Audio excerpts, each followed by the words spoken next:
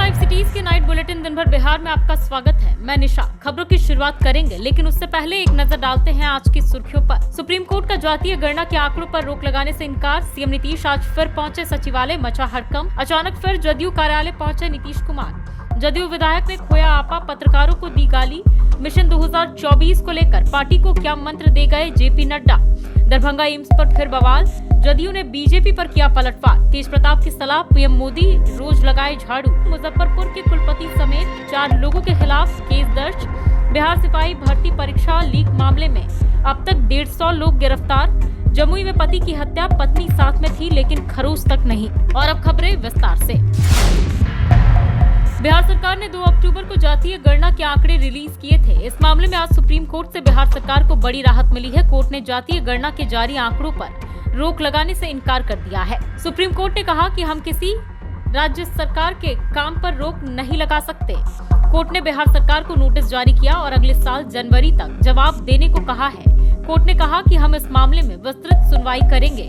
बिहार सरकार ने अपने स्तर पर जनगणना करने का फैसला किया था। इसके विरोध में केंद्र सरकार की दलील थी।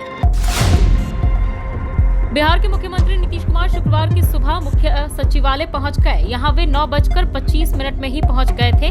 वे लिफ्ट से ऊपर अपने चैम्बर में पहुंचे, फाइल देखने का काम किया। करीब 1.5 घंटे के बाद 11 बजे फिर वापस चले गए। पुराने सचिवालय में सिर्फ SC/ST मंत्री रत्नेश सदा ही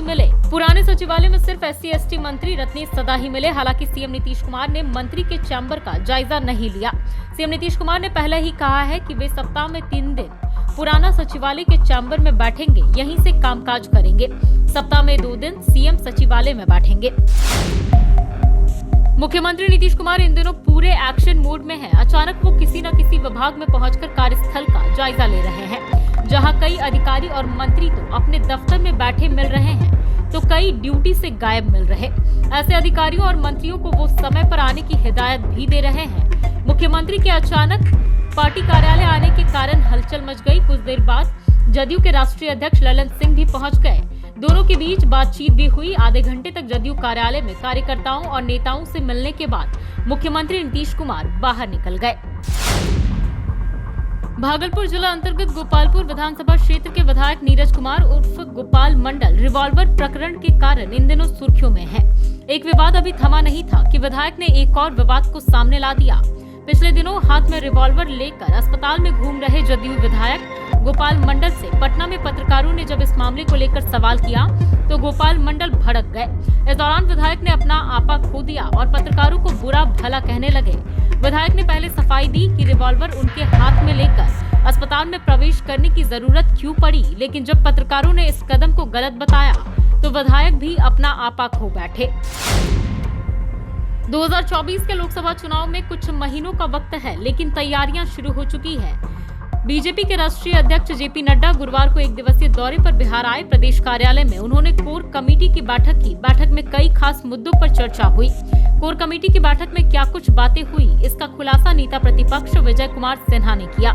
विजय कुमार सिन्हा ने कहा कि जेपी नड्डा ने मिशन 2024 को लेकर जीत का मंत्र दिया। रणनीति बनी, केंद्र सरकार की उपलब्धियों को जन जन तक पहुंचाने को कहा गया है। बीजेपी के राष्ट्रीय अध्यक्ष जेपी नड्डा ने एम्स को लेकर गुरुवार को नीतीश कुमार पर निशाना साधा था। आज जेपी नड्डा के आरोप पर जल संसाधन मंत्री संजय झा ने जवाब दिया। संजय झा ने जेपी नड्डा के आरोप को गलत बताया। संजय झा ने कहा कि बिहार में दूसरे एम्स को लेकर कई जगह से डिमांड था, लेकिन दरभंगा एम्स बने यह मुख्यमंत्री नीतीश कुमार का फैसला था। संजय झा ने आगे कहा कि जिस प्रकार से भारत सरकार ने निर्माण के लिए पैसा रखा है, तो बिहार सरकार ने भी कैबिनेट से पास कर मिट्टी भराई के लिए टेंडर कर पैसा रखे हुए है। NOC दे दे, काम शुरू हो जाएगा। बिहार सरकार में वन एवं पर्यावरण मंत्री तेज प्रताप यादव ने कहा है कि प्रधानमंत्री नरेंद्र मोदी जी को हर दिन झाड़ू लगाना चाहिए। एक दिन झाड़ू लगाने से थोड़े ही स्वच्छता अभियान होगा। तेज प्रताप यादव ने कहा कि कुछ दिन पहले हम बनारस गए थे। वहां पर जब हम 80 घाट पहुंचे तो बताया गया कि मोदी जी का स्वच्छता अभियान कार्यक्रम हुआ था, पूरा सफाई हो गया। लेकिन जब मैंने गंगा नदी के किनारे जाकर देखा तो सारा कूड़ा वहां फेंका हुआ था। तेज प्रताप ने कहा कि मोदी जी ने यहां सफाई तो नहीं की और ना ही यहां झाड़ू लगाया। बिहार के मुजफ्फरपुर विश्वविद्यालय थाने में BRABU के कुलपति प्रोफेसर शैलेंद्र कुमार चतुर्वेदी समेत 4 लोगों के खिलाफ FIR दर्ज की गई है। इसमें विश्वविद्यालय के वित्त अधिकारी विनोद राय और वित्तीय सलाहकार JP शर्मा भी शामिल हैं। क्षेत्रीय शिक्षा उपनिदेशक डॉक्टर देवेंद्र प्रसाद ने थाने में उनके खिलाफ शिकायत की थी, लेकिन अब BRABU PG शिक्षक और कर्मचारी संघ शिक्षा विभाग के विरोध में उतर आए हैं। कर्मचारियों का कहना है कि यूनिवर्सिटी के VC और रजिस्ट्रार पर केस करने के लिए पहले राजभवन से अनुमति लेनी होती है, लेकिन विभाग ने ऐसा नहीं किया। इससे विश्वविद्यालय में कक्षाएं और परीक्षाएं स्थगित रहेंगी।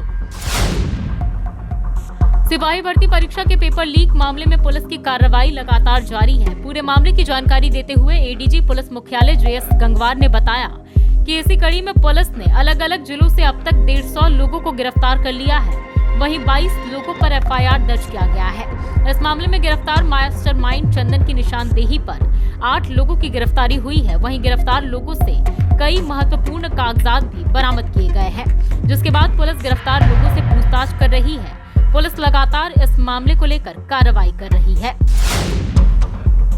बिहार के जमुई जिले के सोनो थाना क्षेत्र में एक गजब का कांड हुआ। यहां पत्नी के साथ सोए पति के अज्ञात अपराधियों ने घर में घुसकर हत्या कर दी, लेकिन पत्नी को ना भनक लगी और ना ही एक खरोच तक आई। अब पुलिस मामले को प्रेम प्रसंग से जुड़ा हुआ मान रही है। वहीं इस सनसनीखेज कांड के बाद इलाके में खौफ पसर गया है। पुलिस के मुताबिक इस घटना में पत्नी को खरोच तक नहीं आई। पुलिस के मुताबिक सोनो थाना क्षेत्र के बाराटाड़ गाँव में एक युवक की हत्या उसकी पत्नी के सामने ही कर दी गई। वारदात के वक्त दोनों सोए हुए थे। तो फिलहाल के लिए दिन भर बिहार में इतना ही। बाकी की तमाम वीडियोस के लिए आप बने रहें लाइव सिटीज के साथ। वीडियो देखने के लिए आपका धन्यवाद।